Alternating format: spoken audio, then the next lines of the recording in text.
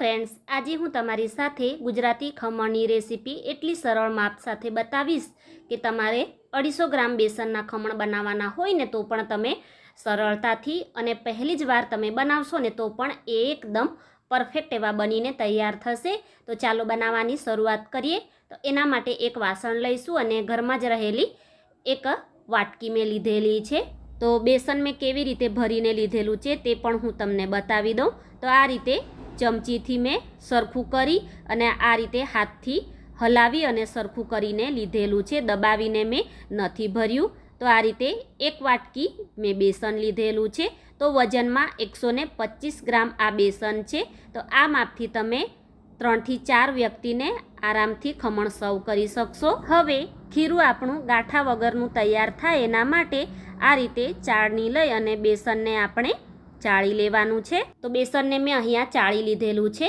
હવે સૌથી પહેલાં બેસનની અંદર આપણે સ્વાદ પ્રમાણે મીઠું ઉમેરીશું। તો અહીંયા મેં પોણી નાની ચમચી જેટલું મીઠું ઉમેરેલું છે અને 2 ચપટી જેટલી હિંગ ઉમેરીશું અને સાથે જ અહીંયા 2 ચપટી જેટલી હળદર ઉમેરીશું। હવે ખમણ ખાતી વખતે ગળે અટકે નહીં એના માટે ઘરમાં જે રેગ્યુલર આપણે નાની ચમચી વાપરીએ ને એ ચમચીના માપથી 2 નાની ચમચી તેલ ઉમેરીશું અને ખમણ બજાર જેવા જ સોફ્ટ અને પોચા અને જાળીદાર એવા બનીને તૈયાર થાય એના માટે અહીંયા મેં વજનમાં 4 ગ્રામ જેટલા લીંબુના ફૂલ લીધેલા છે। તો મેઝરિંગ કપ સાથે જે ચમચી આવે છે ને એ ચમચીના માપથી માપીએ તો પોણી ચમચી જેટલા છે, એક ચમચીમાં થોડા ઓછા છે અને જે ઘરમાં આપણે રેગ્યુલર નાની ચમચી વાપરીએ ને એ ચમચીના માપથી તમે જુઓ ને તો આ રીતે અડધી ચમચીથી થોડા ઉપર છે। તો એને આપણે ઉમેરી દઈશું અને આ સમયે તમારે જો ખાંડ ઉમેરવી હોય તો તમારે 1 ચમચી જેટલી તમારે અહીંયા દળેલી ખાંડ ઉમેરી દેવાની। તો સરસ રીતે મેં પહેલાં બધી જ વસ્તુને મિક્સ કરી લીધેલી છે। હવે જે વાટકીના માપથી મેં બેસન લીધેલું છે ને એ જ વાટકીના માપથી મેં પાણી લીધેલું છે। તો કેટલી પાણીની મને જરૂર પડી ને તે પણ હું તમને આગળ બતાવું છું। તો થોડું થોડું પાણી ઉમેરતા જઈ એનું આપણે ખીરું તૈયાર કરી લઈશું। તો ખીરું અહીંયા મેં તૈયાર કરી લીધેલું છે। તો ખીરું તમારે અહીંયા બહુ પતલું પણ નહીં અને મીડિયમ થીક પણ નહીં એ રીતે રાખવાનું છે। તો ખીરાની કન્સિસ્ટન્સી તમે જોઈ શકો છો, આ રીતે રનિંગ કન્સિસ્ટન્સી તમારે રાખવાની। થોડું મને જાડું લાગી રહ્યું છે તો 1 ચમચી જેટલું ફરીથી પાણી ઉમેર્યું છે અને અડધી વાટકી કરતાં થોડું ઉપર મને પાણીની અહીંયા જરૂર પડી છે। તો ફરીથી હું એને સરસ રીતે મિક્સ કરી લઈશ અને આ રીતે ખીરું તૈયાર કર્યા પછી તમારે આ ખીરાને 2-3 મિનિટ માટે એક જ દિશામાં સતત એને ફેટી લેવાનું કે જેથી ખીરું એકદમ હલકું એવું થઈ જાય। તો સરસ રીતે મેં ફેટી લીધેલું છે અને ખીરાની કન્સિસ્ટન્સી આ રીતેની રાખવાની। હવે એને ઢાંકણ ઢાંકી આપણે 10 મિનિટ માટે એને સેટ થવા માટે રાખી દેવાનું છે।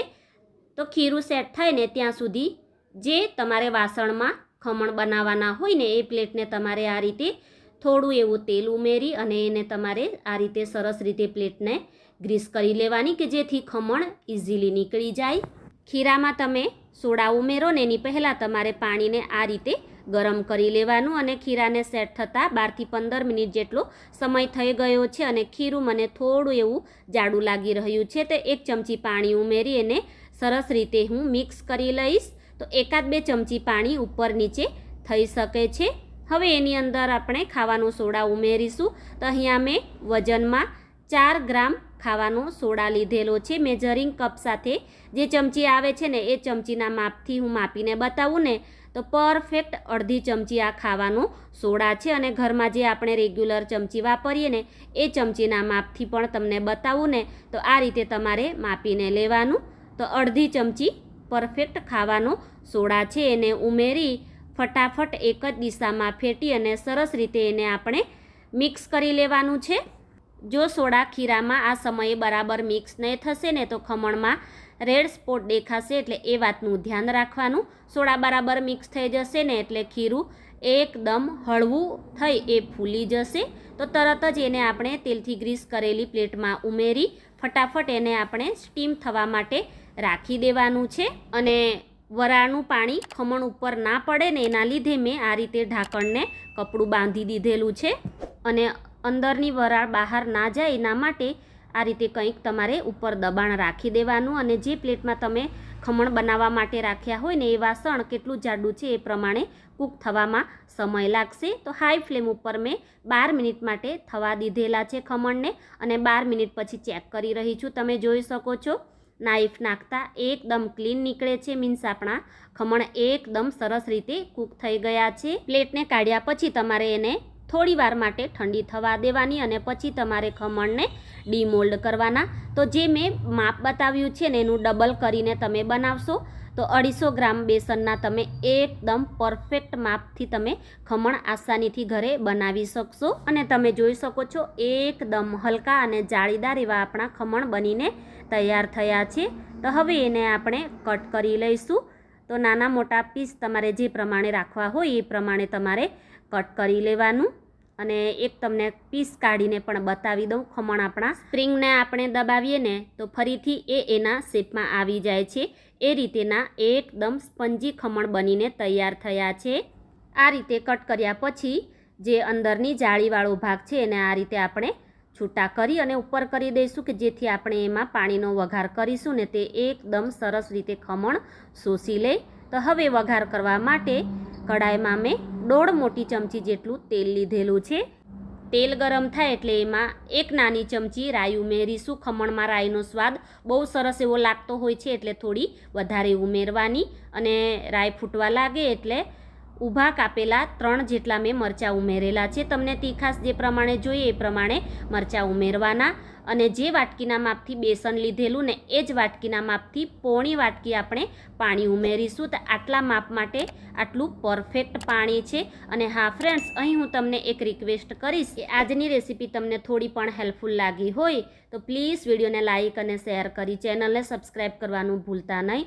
હવે આપણે જે ઘરમાં રેગ્યુલર નાની ચમચી વાપરીએ ને એ જ ચમચીના માપથી 3 નાની ચમચી ખાંડ ઉમેરીશું. જો તમે ખીરામાં ખાંડ ઉમેરી હોય તો આ સમયે ઓછી ઉમેરવાની, પરંતુ મેં ખીરામાં નથી ઉમેરી એટલે આટલા માપ માટે આ ખાંડ એકદમ પરફેક્ટ છે.